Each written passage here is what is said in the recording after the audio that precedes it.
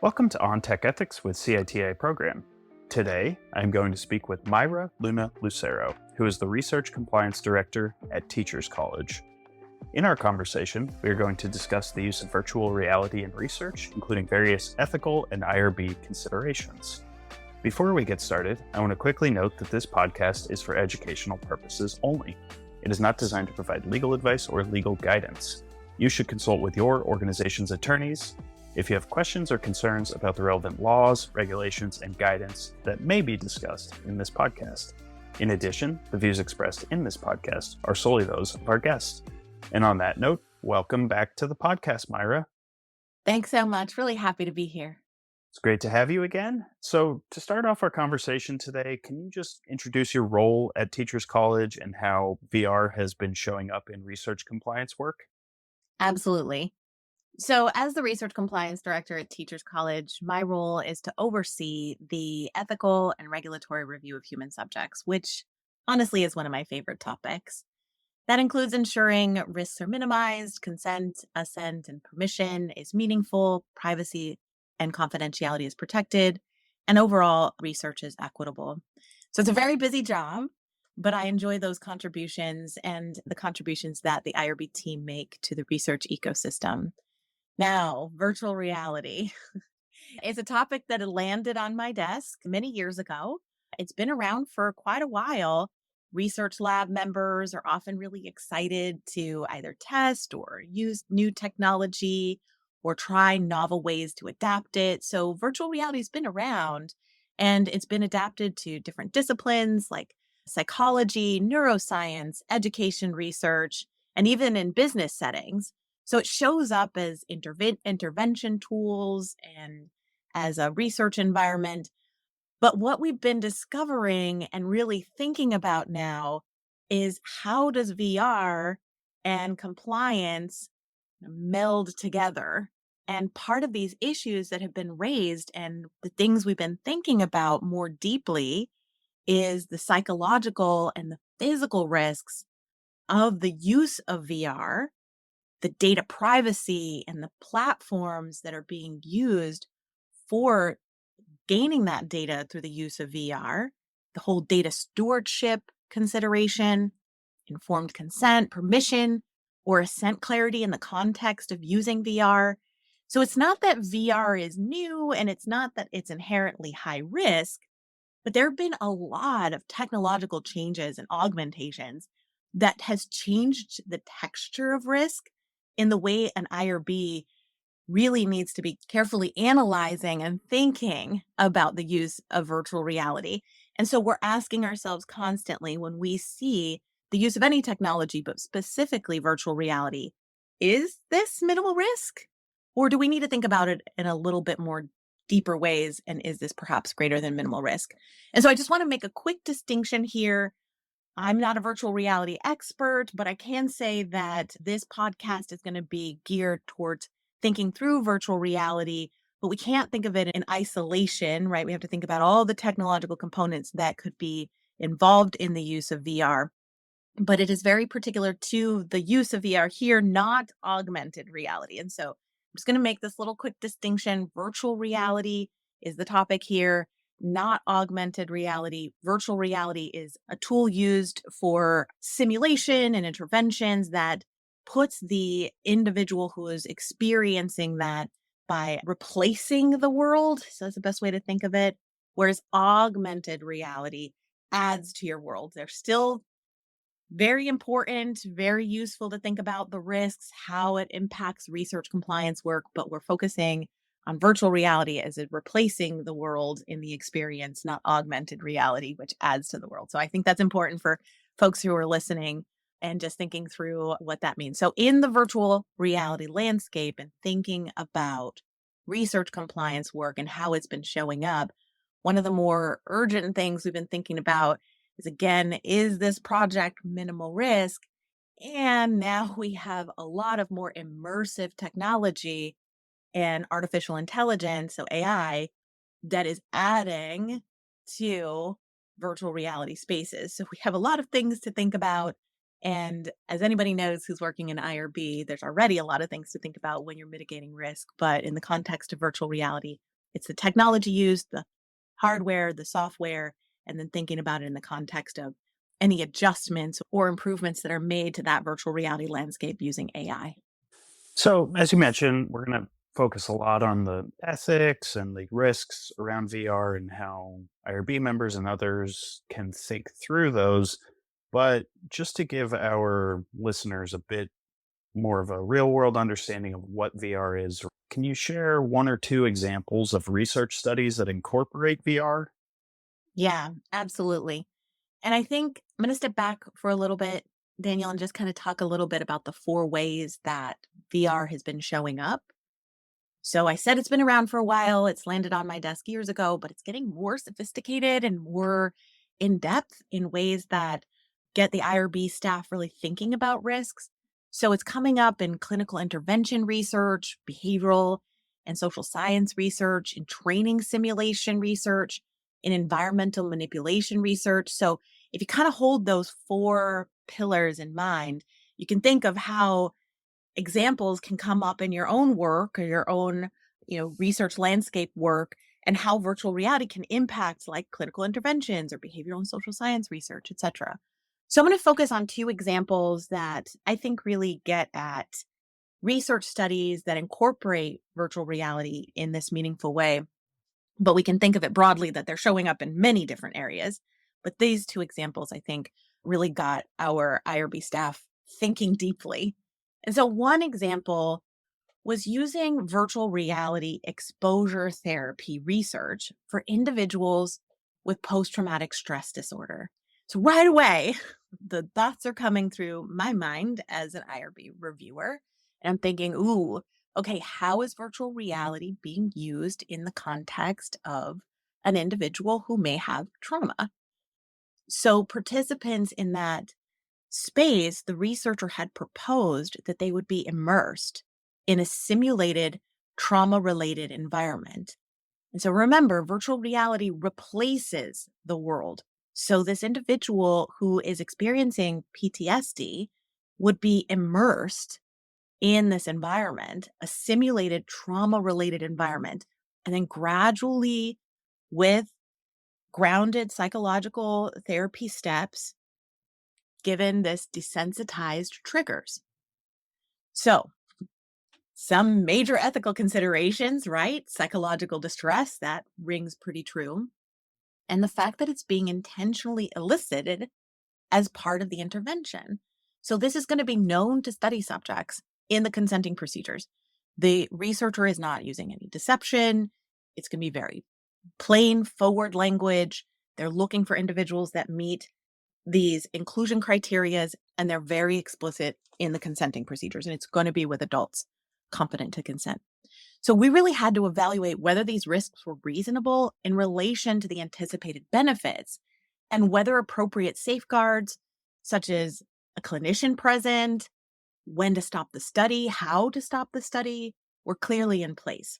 And we had to ask ourselves in the IRB, is this too risky? Or are we applying too much oversight? Is it reasonable, what is being proposed here in this study? And can we lean on an adult participant who is resilient and wants to face some of these challenges in their lives and maybe sees this study as an opportunity because they're looking for a pathway, right? So is this really an opportunity for this individual who may be experiencing PTSD to engage now in the simulation to maybe have a potential benefit in the course of this study? So we compound all of that, thinking about the virtual reality as a software, as a hardware, in the context of the study, the inclusion criteria, and then what is being proposed in this immersed, simulated trauma related environment. Now, it took a lot of work. It took a lot of back and forth with the IRB and the researchers, but I think we landed in a very good space. Front facing, consenting materials, clear language, debriefing scripts, resources, safeguards, and safeguards that were not only psychologically based, but safeguards that were physically based because, again, the space is immersive and an individual may respond physically to something, right? Like you've maybe walked down the street and a piece of paper, shifts a corner and you kind of jump a little bit because you might think it's a little creature coming at you, but that's a normal response, right? And when you're in a virtual space, those physical responses may feel real. And so we needed to have that physical, contextual, environmental space considered in the safeguard as well. So, a second example, and this one had us again thinking very deeply about not just the protection of the population, but the protection of the population in the context of virtual reality. Going back to that virtual reality replacing your world, right? So it's very experiential. So this second example was a movement science study. So they were interested in physical movement, moving arms, moving shoulders, where a researcher wanted to work with older adults. So individuals who were 60 years or older. And the study was designed to have movement activities based in this virtual reality space. Now, we're bringing up less psychological concerns in this particular context with older adults. Maybe we're thinking more physical concerns because an individual may not have had experience with virtual reality before, and it may be overwhelming in the experience in that landscape. But it's also thinking about, is that individual, perhaps an older adult, going to experience different physical responses that maybe a healthy adult may not have as much of a concern for? Now, it's not to say that we're trying to be restrictive. Many people can do many things physically, psychologically, but it's more just thinking through, are there additional safeguards? One for perhaps an individual who's never experienced a virtual reality landscape before, but specifically for an individual that may have some mobility challenges based on whatever experiences they have in their lives. Do we have to have additional safeguards for the physical movement in that virtual reality space? And so part of the inclusion criteria in that particular study was, do you feel comfortable, physically moving? Is there any concerns about raising your arms or standing up? Or maybe they don't stand up at all. Maybe they just stay seated the whole time, which again would increase the physical safety of that virtual reality space. So those are two examples that come to mind that really got us thinking in the IRB office, really got us like having to reach out to our colleagues in other departments like IT, the information technology department, and really even general counsel, the risk assessment office. We had conversations with the environmental health and safety office to talk through proximity and space and having no trip hazards. And we reached out to people who use virtual reality, researchers who've used virtual reality, and said, like, what's reasonable in these contexts? It was very enriching to reach out to other people and really come up with some ways to help the researcher move forward with their work, protect that human subject in the engagement of that space, and then check in, right? In the post approval monitoring, like, how did it go? Like, did it go okay? And then taking that information and maybe adapting it for additional safeguards as needed. So, in walking through those two examples, I think you touched on this a bit, but from an ethics standpoint, what makes VR different from other technologies? Ah, great question.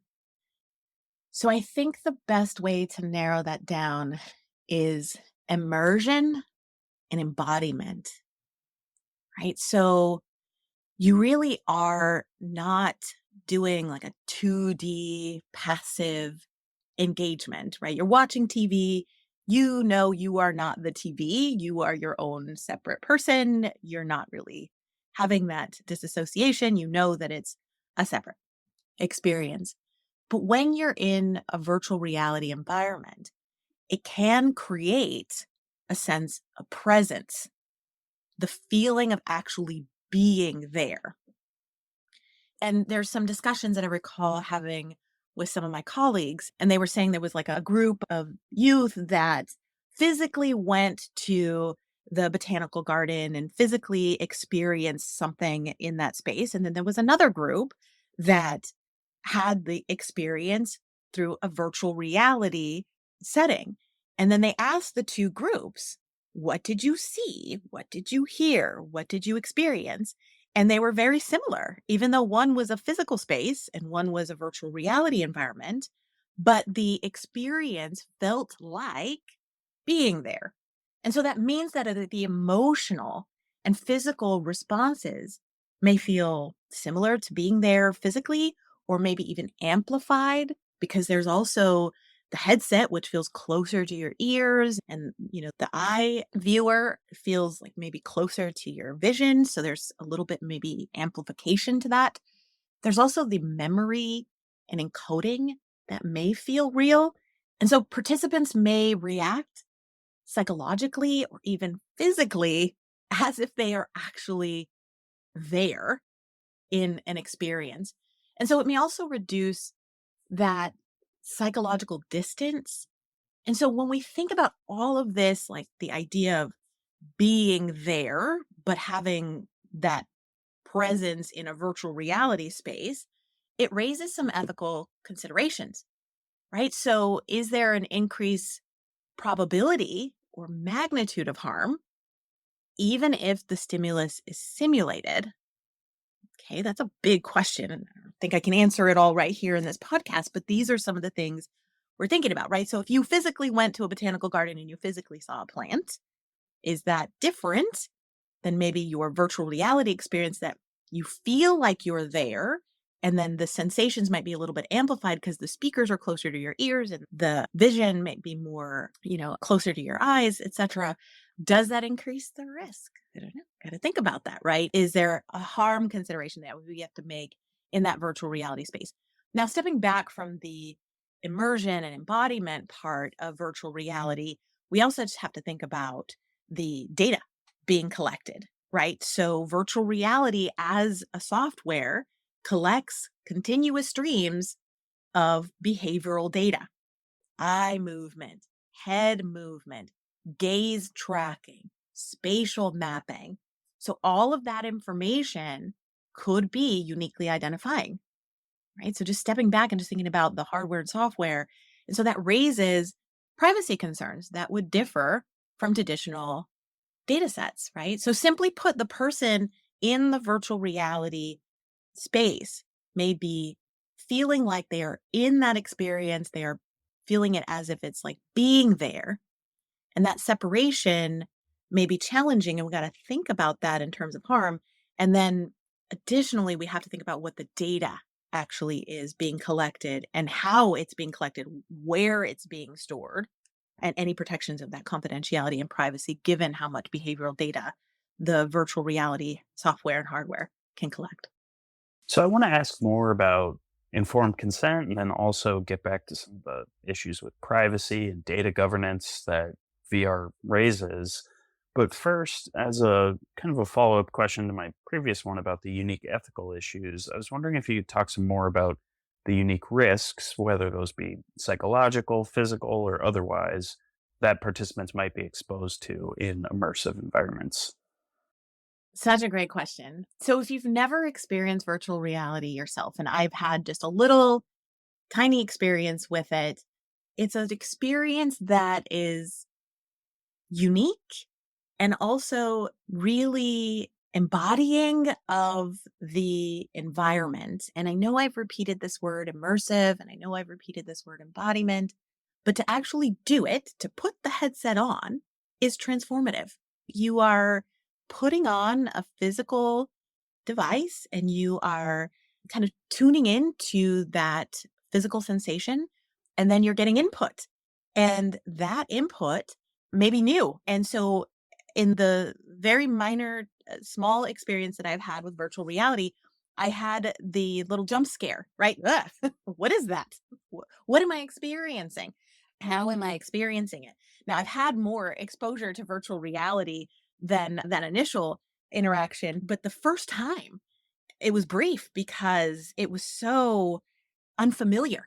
And so there are literal physical risks to consider. The putting on of the headset, the physical wearing of the headset is a potential risk if an individual doesn't like pressure on their head, or if they have any kind of head discomfort, or any kind of, say, for example, glasses that they're wearing, or hearing aids that they're wearing or any lenses that would impact the vision or the auditory input of the device, right? That's part of it too. So there's that. And then there's also that jump scare. When you put it on, you see that first input. It's kind of like, whoa, what is that?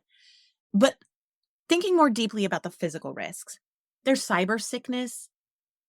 Wearing any kind of physical aids, glasses, contacts, hearing aids can impact the VR experience. You also could have this loss of balance. It really is a shift in the way you're experiencing your day to day. You may feel like you might want to lean into something and you could fall. Individuals who have a high, risk for seizures or may be susceptible to seizures may have an experience in that way. There's also the eye strain, and there could be long-term dizziness. Some individuals who've used virtual reality have reported that they felt fine in the moment. They got the debriefing about 5 minutes later, and then they left and went on their way. And then they had a little dizziness later, maybe even a sense of vertigo.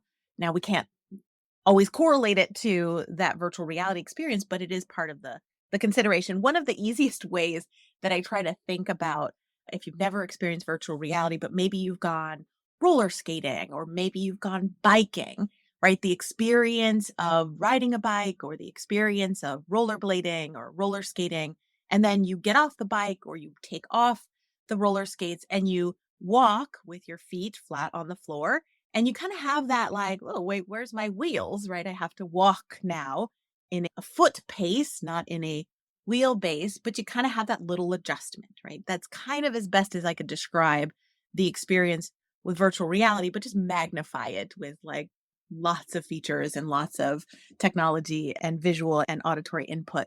Now, the psychological risks could be acute distress. We brought up earlier an example for PTSD. If an individual just really is not ready to experience some of that simulation, they could have panic, they could have disassociation, there could be a potential risk for re-traumatization, any emotional after effects. And again, remember, virtual reality is like being there, so it could persist beyond the session of the virtual reality experience. So we have to think about that as well. So I think those are some ways to really think through virtual reality, how it may impact an individual physically or psychologically. I hope you're enjoying this episode of On Tech Ethics. If you're interested in hearing conversations about the research industry, join me, Alexa McClellan, for CITI's other podcast called On Research with CITI program. You can subscribe wherever you listen to podcasts. Now, back to the episode. So then, getting back to some of the informed consent considerations, how should researchers and IRBs be thinking about informed consent when it comes to studies involving VR? Thanks so much for bringing back the informed consent. So I think we're going to just kind of categorize this in three ways: the informed consent, the parent permission or guardian permission, and the assent, because all of those populations may engage in a virtual reality space for human subjects research. So basically, if the researcher is proposing the use of virtual reality in the context of human subjects research, disclosure is the best path forward to literally say, you may experience disassociation, you may experience emotional after effects. They may include, for example, and it would be in context to the virtual reality environment, you may experience physical risk, cyber sickness, loss of balance, and how the researcher is going to safeguard or to try and decrease that risk. I think also important in presenting that information to the potential participant is what is in the inclusion and exclusion criteria. And we had a discussion with some of our researchers who were using virtual reality, and they suggested perhaps they were not going to enroll study subjects who had never experienced virtual reality. Perhaps it was best for their population of recruitment for individuals who had some experience to virtual reality. So it wasn't that it was brand new to that individual. So another way to think about information presented in the consent form, guardian permission form, or assent form is narrowing down that inclusion and exclusion criteria. It may not always be possible for the researcher to recruit somebody who's already experienced virtual reality, but it is okay to include in the participant facing materials. If you've never experienced virtual reality, we're going to do a demo or we're going to do a little bit of an introduction to it before we collect the data. So it's almost like a screening process to just get a feel for how this individual may be experiencing the device, may be experiencing the immersion or the embodiment of the virtual reality environment. And so our approach is be explicit about any physical or psychological risks that an individual may experience in the context of this virtual reality space. And then what safeguards, be explicit in the participant facing materials of what the researcher is doing to try and decrease the chances of that risk coming to fruition. And then also weaving in wherever possible, checking in how the individual is doing, pausing to see if the individual wants to stop, maybe testing if the individual feels comfortable wearing the materials in this screening process before the actual data is collected. And part of the suggestions in the timing of the studies in the participant facing materials is to segment it in three ways. Almost like a screening, as I was mentioning before. If that individual feels comfortable, that's great. Then having the full data collection during the virtual reality experience, and then having an actual pause. Say, are you okay? Doing good? Great. Let's keep going. And then at the end, the third part would be the debriefing. And the debriefing isn't like, okay, this is what happened, goodbye, but actually putting time into the overall project for a debriefing that goes about 15 minutes after the data has been collected. Now, why do we want to think about it that way? Because the after effects of a physical response may not happen right away. They may be a little bit later. And so just incorporating some of those checkpoints, screening to see how the individual responds initially to virtual reality, the device and the software, the actual data collection, having a pause and check in, maybe even multiple check ins during the data collection, and then having a debriefing at the end that is about 15 minutes minimum or whatever is reasonable for that study, checking in with that individual and just saying, hey, how are you feeling? You're seated, you're doing good, great. You still feel good, great. And then allowing that individual to check in with you later if they have any residual impact. It's all really helpful considerations. So then going back to the discussion of privacy and data governance, can you also just expand a bit on the challenges that arise when VR systems collect detailed motion, behavioral, or biometric data? Yes. And this is where I would call in our colleagues in the information technology office. They really have the technological language and know how to think through that data privacy and data confidentiality. And as you mentioned, data governance. I think one of the biggest challenges is that virtual reality as a device, right? You could purchase a device, but the software could be made by any number of programmers. And so, is that software meeting the gold standard of data privacy and confidentiality? And we know how fluid data can be collected and how it can be transferred and how it can be used. And so, in that data stewardship plan, it's also disclosing in the participant facing materials, this is the data that is going to be collected. This is the data that is not going to be collected as this has been maybe disabled on the device, or this is what the researchers will keep for analysis and there's no other identifying information. And then how long it will be stored either in the software system itself or with the researcher for data analysis. So I think one of the biggest discussions we had with researchers who were using virtual reality is full disclosure to our IT office about what the software was, and then getting advice from the tech experts about the software, like what company was actually being used to make this simulation, and was that meeting the gold standard of the institution for data privacy and confidentiality, and whatever advice the IT was giving that researcher, that be disclosed to the study subject about their data privacy and confidentiality. And so it's not an easy path to walk because there is just a lot of considerations for the device itself, but I do highly recommend that IRBs lean on their tech experts to have those conversations with the researcher, and that will help mold the data governance and the data stewardship plan. And then I guess to kind of bring it all together for IRB members, can you talk about the main issues you look for when reviewing protocols involving VR?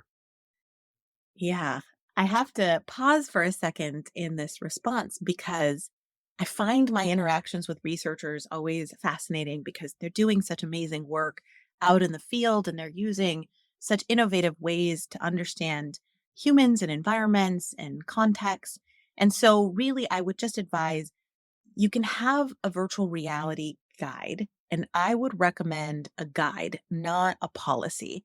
I recommend a guide because the technology itself is so immersive and so dynamic that and virtual reality in essence really can change with artificial intelligence and with new use of the technology, that a policy is a little bit less flexible than a guide. And so I recommend a guide, and I would lean again on your IT office, on your general counsel office, on your environmental health and safety office, on researchers who have experience using virtual reality to work on this guide. So you all have these representations in the guide itself. And once you have that guide, it gives you that grounding. So when you see a research study that is proposing the use of virtual reality, you can kind of go through that guide and say, okay, it's meeting these minimum standards of what we expect. In other words, the virtual reality system is collecting eye tracking, hand movement, room mapping, voice recordings, and the researcher has had a data management plan that describes how they're protecting the privacy and confidentiality of the individual for all of that data that the device is collecting. So that's good. And then from there, you're really just trying to put yourself in the study subject's shoes. It's really thinking through, okay, in a magical world where everything is safe and everything is checkboxed and we're doing really well, how might this individual or how might this particular population respond to the use of virtual reality in this context? And so you go to the regulations and you think through like adults competent to consent, parent permission for a child or guardian permission for a child's assent, and really just thinking through how that maps out for that specific population. And I bring up the example that I mentioned before for the older adults. It was that consideration of that specific population in the use of virtual reality because it may be more likely that their exposure to virtual reality is minimal, if not, they've never experienced it. So, is there a screening process that becomes more important as a safeguard in that population or with that population because that would be safer for them to get used to it before actually collecting the full data to see if they feel comfortable with the device use? And then on the flip side of that question, what steps can researchers take early in their study design to make their IRB submissions stronger? Yeah, I love this question. I think I'm going to take this as a collaborative approach for the researcher and for the IRB reviewer because we both have a shared responsibility for the ethical engagement of research and for the protection of human subjects. And so I think together, the researcher can create that strong protocol that follows the guide that maybe the IRB office has generated for the use of virtual reality, but really we can both be thinking about what is the risk, right? Really, and can we all just ask ourselves, is the activity itself minimal risk? Is it minimal risk generally as an activity, but with this population it's greater than minimal risk because this population has unique characteristics? So you can ask yourself that risk characterization, right? Like between the researcher mapping out what that would look like, what they know are risks, to allow the IRB to evaluate what those risks are, would be really helpful. And so the question really is the immersive intensity of the virtual reality space accurately described? Right? The researcher is going to have that content knowledge of not only the simulation, the environment of the virtual reality space, the maybe intervention that they're proposing. And so having them map out the risk characteristics make it more readily available for the IRB reviewer to walk through some of those risk mitigation plans. The other is screening. And I mentioned it before, but I'm going to emphasize it again because that screening procedures could be essential, not just for the novice person who may be enrolled in the study because they've never experienced virtual reality before, but also for the researcher to be like, oh, this particular individual is having a little bit of a hard time with the device itself. They meet the inclusion and exclusion criteria, but this individual just may be a little bit off balance, or they may have a little bit more physical activity in their reactions to the virtual reality space that may lead to potentially a fall or disorientation. So maybe we're going to not enroll this individual, but we've had the screening procedure. And so the question in that case would be, are vulnerable individuals appropriately identified?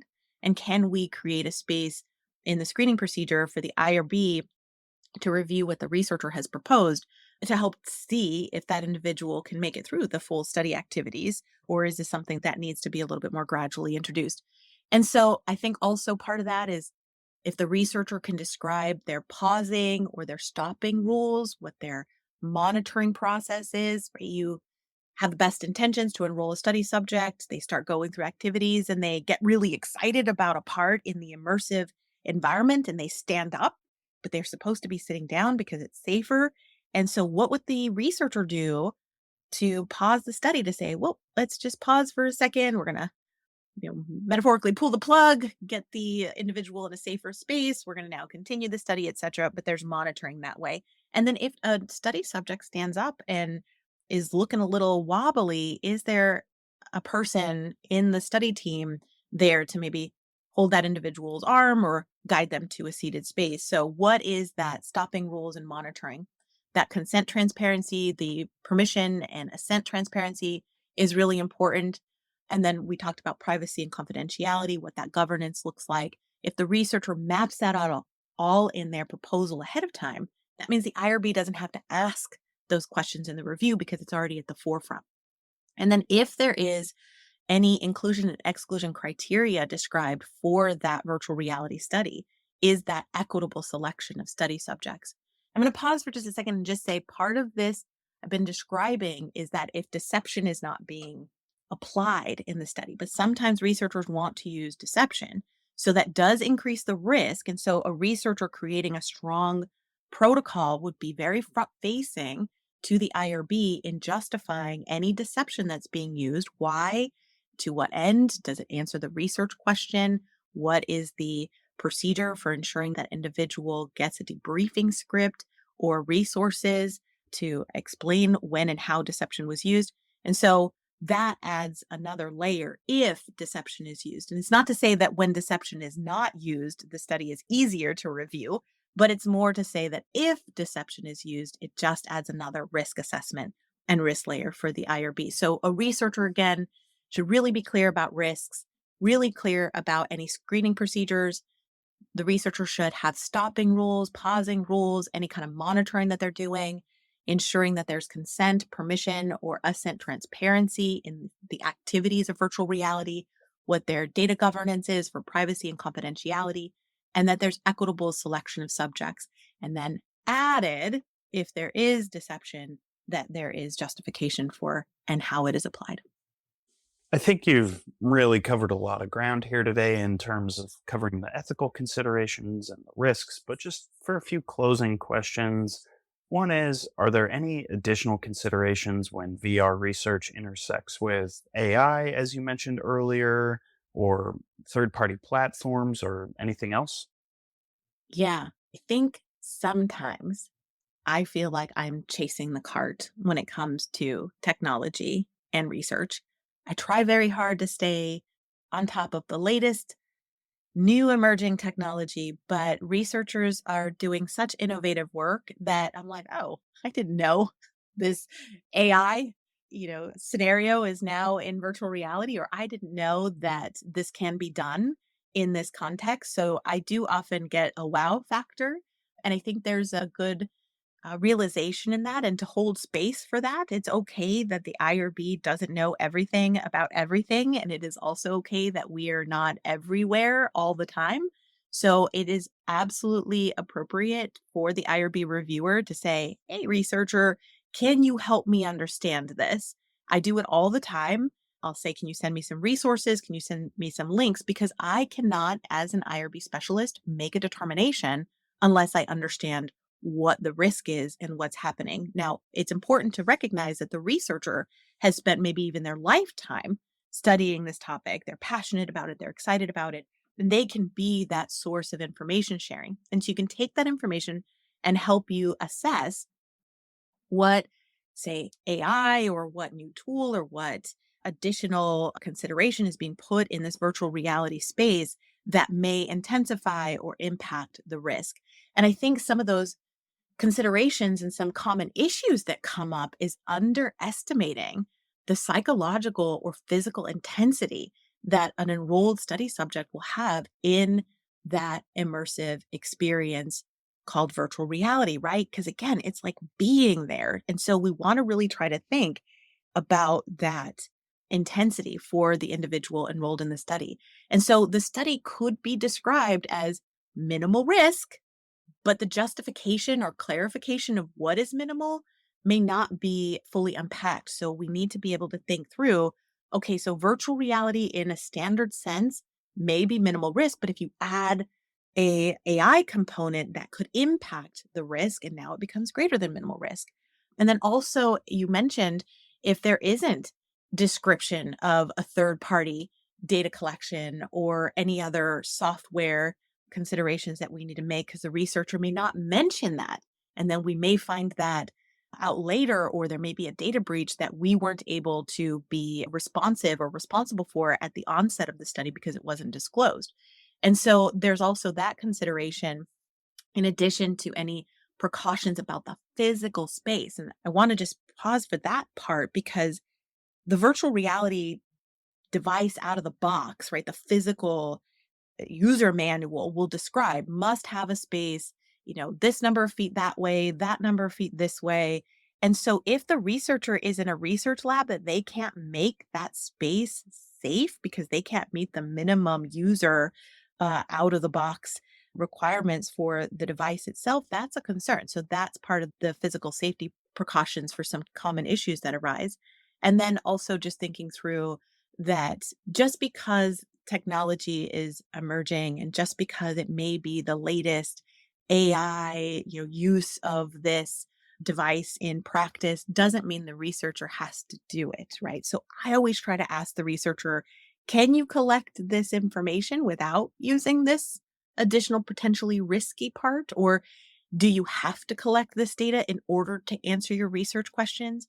And sometimes that question is like, oh, well, no, I don't have to do this. I can get the same information in a lower risk way. Oh, okay, let's just do it that way because that's easier to protect the human subject because it's less risky because it is minimal risk. And so asking that question is also important. It's not to discourage the researcher from using the latest technology that may have the latest, version of AI, but it's moreover to just ask, is it necessary to answer your research questions? And sometimes the researcher may say, yeah, I don't have to do that. So then it decreases the risks and allows you to have a greater risk mitigation plan for that context.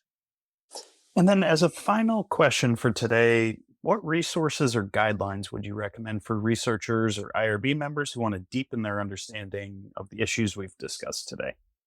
So I had the same conversation with my colleagues in the IRB office, and I said, we should all try virtual reality.